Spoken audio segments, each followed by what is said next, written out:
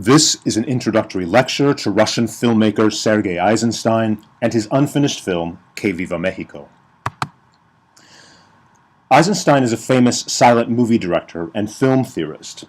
His key films include Strike from 1924, Battleship Potemkin from 1925, and October from 1927. When editing October at the end of 1927, Eisenstein even began plans for a film version of Karl Marx's Capital, which was never realized. Eisenstein is perhaps most famous for his theories of continuity editing versus montage. Continuity editing is standard for Hollywood and TV editing even today.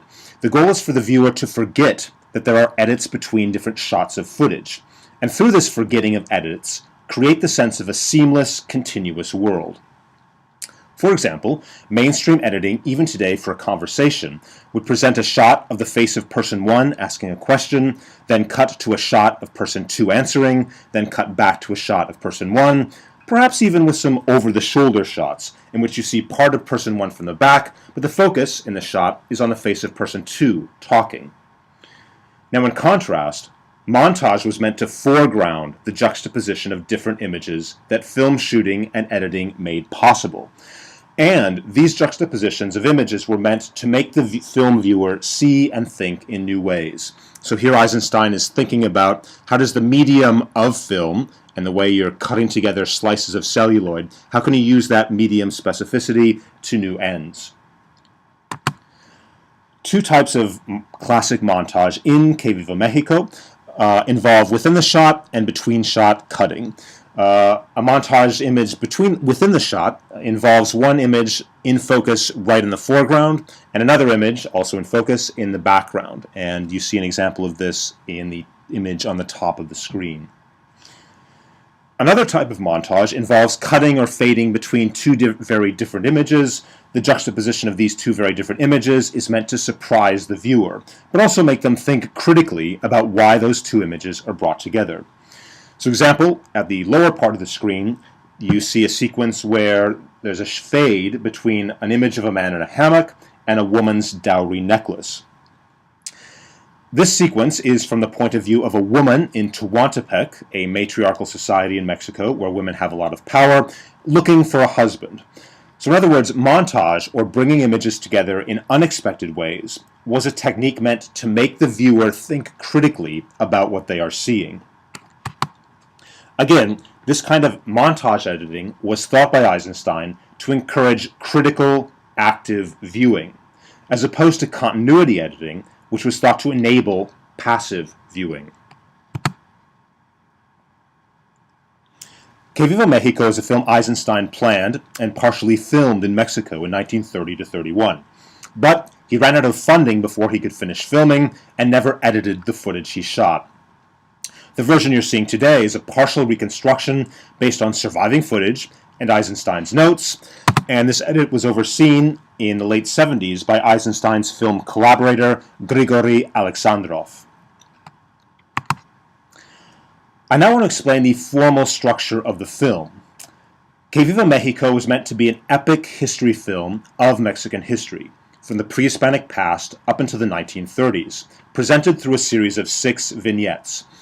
A pre-Hispanic prologue, a timeless indigenous village in Sandunga, the conquest in Fiesta, the late 19th, early 20th century in Maguey, the Mexican Revolution of 1910 to 1920 in Soldadera, and an epilogue of the post-revolutionary present in the 1930s.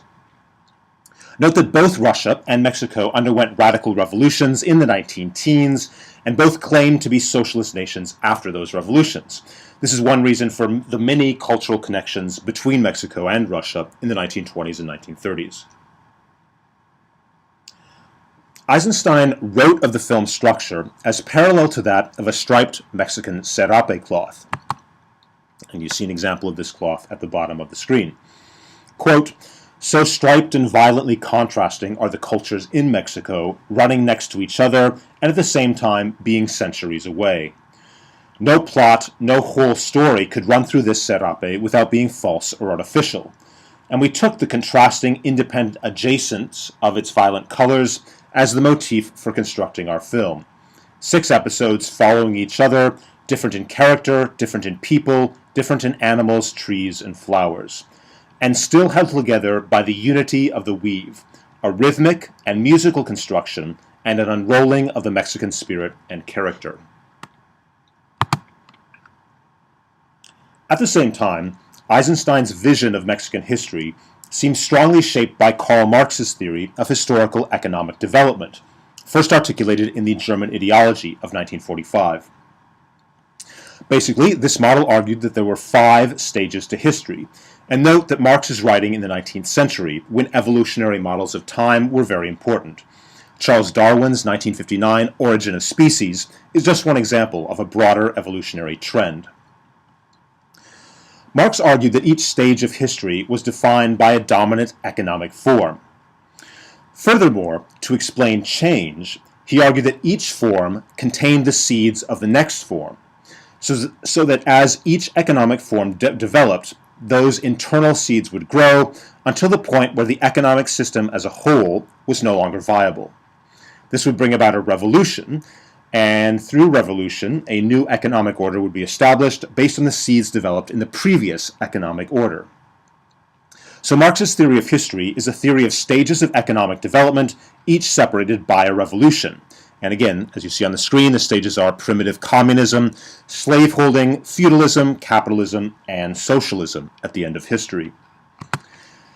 Here you see a chart version showing each stage and how each stage is separated by revolution. These theories were derived from a mix of anthropology and European history. Marx was interested in Asia, but was never really able to convincingly engage with Asian history.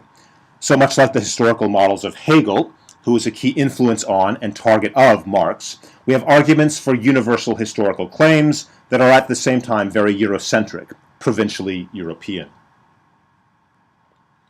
However, despite all of these flaws, or at least flaws as we can see them now, it seems that Eisenstein was adapting this kind of Marxist European model to tell the story of Mexican history.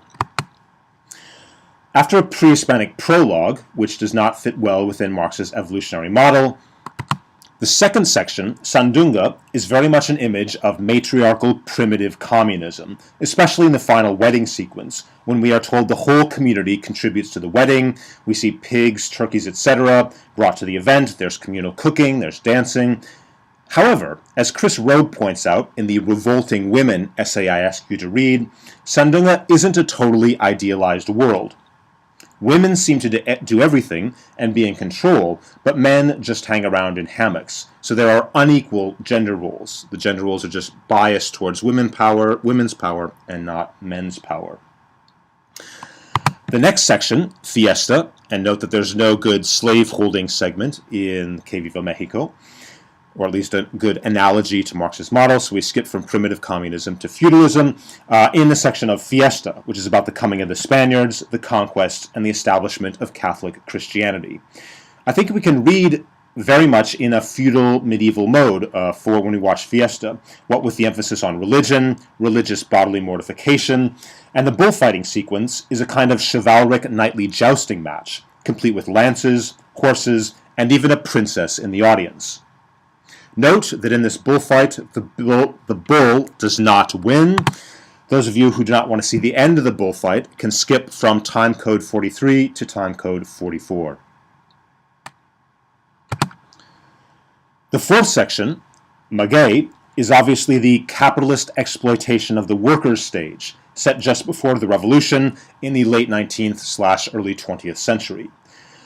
Eisenstein shows the labor needed to make pulque, which is an alcohol produced from fermented maguey cactus sap. And this labor of production is contrasted with the waste involved in elite consumption and drinking, as revealed in some very strange images, as you see on the screen. Furthermore, as Chris Robe argues, the maguey section is a patriarchal inversion of the matriarchal Sandunga section, complete with a offstage rape. But crucially, Maguey ends, as Chris Robe argues, with an image of the revolutionary coming to consciousness of the working class in a series of eye-face close-ups, which you see at the bottom of the screen.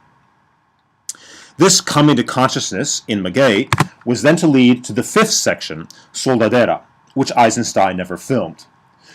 Soldadera was not an illustration of one of Marx's historical economic stage categories, but rather was an illustration of the stage-transforming revolution that ended capitalism and established socialism. This was the Mexican Revolution of 1910 to 1920, a revolution that separates the capitalist mode of production from the socialist mode of production. Then finally, the last section is on 1930s contemporary Mexico, the epilogue, which, in rhetoric at least, was a new socialist state. However, Eisenstein's images are critical of the role of the government and military in that state, so Eisenstein seems to be aware that the Mexican Revolution had not, in fact, brought about an ideal socialist state. Hopefully, with this overview, and when you watch the film, you can see how very different this mode of history of below, which is of course our theme this week, history from below, how very different this mode of history from below is from Benjamin's idea of constellations. Eisenstein is very much telling a rosary bead kind of story, one thing after another. However, there's a strange thing about the temporality of Que Viva Mexico. Only two of the sections were to be period costume historical recreations, Maguey and Soldadera. The other sections all used footage of contemporary 1930s Mexico to represent different stages in the past. Even in the prologue, talking about pre-Hispanic ruins, the voiceover presents the ruins and the peasants photographed with them as timeless. Quote, the buildings could have been built a year ago, 10 years ago, 1,000 years ago, unquote. Part 2, Sandunga, on primitive communism, presents ethnographic footage of the 1930s Isthmus of Tehuantepec. Fiesta is about 1930s religious celebrations and bullfighting in the area around Mexico City, including dances of conquest that commemorated 16th century events, the coming of Cortez and the conquistadors. And the epilogue is obviously present day as well. So it's a strangely anachronic history film. It wants to tell a story of social economic change over time, but parts 1, 2, 3, and 6 were set in the 1930s. Whereas Part 4 was set with period costumes circa 1900, and Part 5 was to be set with period costumes circa 1910 to 1920. Finally, a number of edits exist of the surviving footage from 1933, 1939, 1957, 1979, which is the version we're watching, and 1998. The version we're watching today seems to adhere most closely to Eisenstein's overall vision, overall outline for the film as a serape of 6 parts. I hope you enjoy watching.